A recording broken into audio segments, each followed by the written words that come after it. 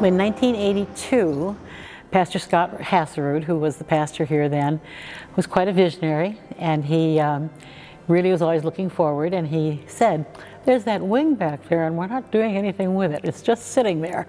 By that time, Sunday school was sort of one room, over in the, what we used to call the house. And he said, what could we do with that? So we started thinking about that, and I had been involved in preschools for a number of years. So I was on the task force, and so the council ended up deciding that we would give it a try to start a preschool in 1983.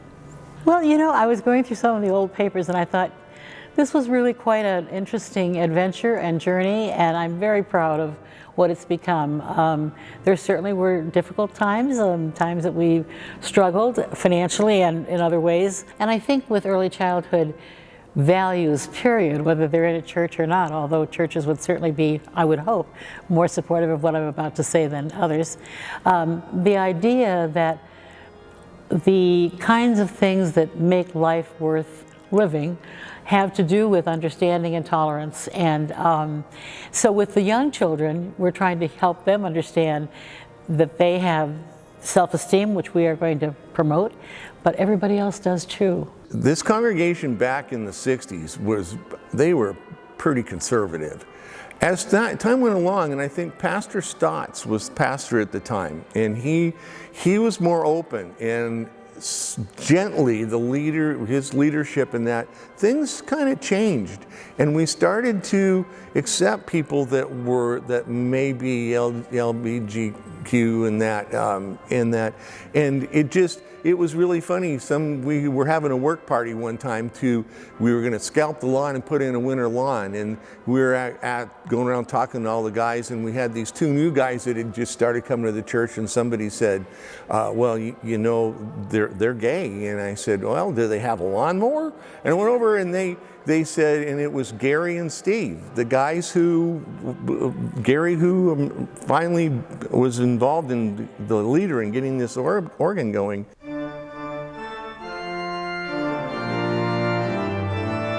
We were really at odds with the Synod. I mean, I remember talks when they were saying, oh, the Synod is saying, oh, we may be kicked out of the Grand Canyon Synod because of being an RIC church. And we kind of stood up and said, fine, well, then that's what's going to happen, because this is the way we believe, that this is the way that everybody is equal. Everybody's the same. It's good for us.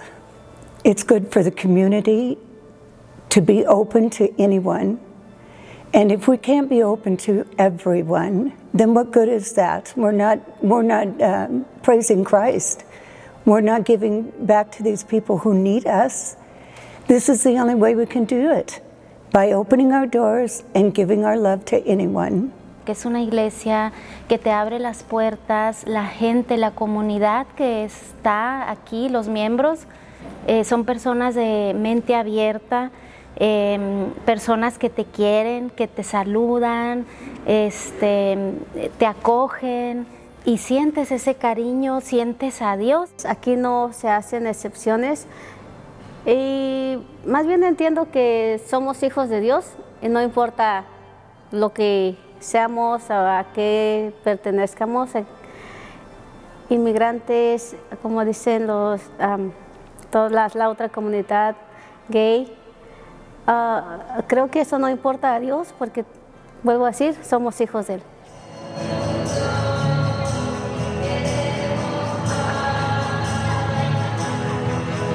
When we decided to have two services and have a Hispanic service, and I remember I was on council. We did the demographics of what is our surrounding area like, and we found out, not realize that it's very Hispanic, and a lot of the people don't speak English, and so we got people in and we worked at it, and we got a second service.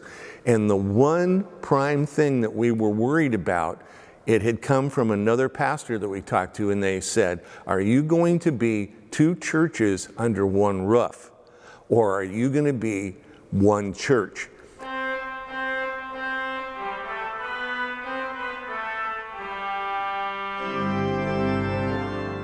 I don't think those things cause a reduction in congregation size. I think that, if anything, they have maintained the viability.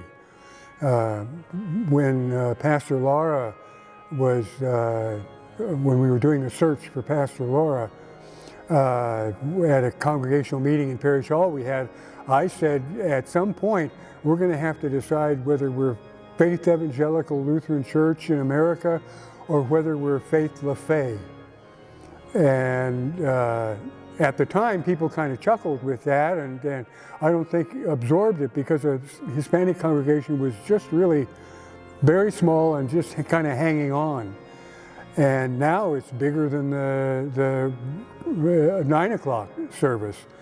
And I think that's a significant factor. I also believe that without the LGBTQ community, this church wouldn't have weathered some of the struggles that it went through. I think they were a significant part of maintaining the service here. And they are now, I think, fully integrated, which I think is a great thing. We are one of the very few Lutheran churches that still has a really traditional liturgy, which is certainly enhanced by the organ. So that's why I say I hope that it can continue, because there should at least be one place where people can go and enjoy that.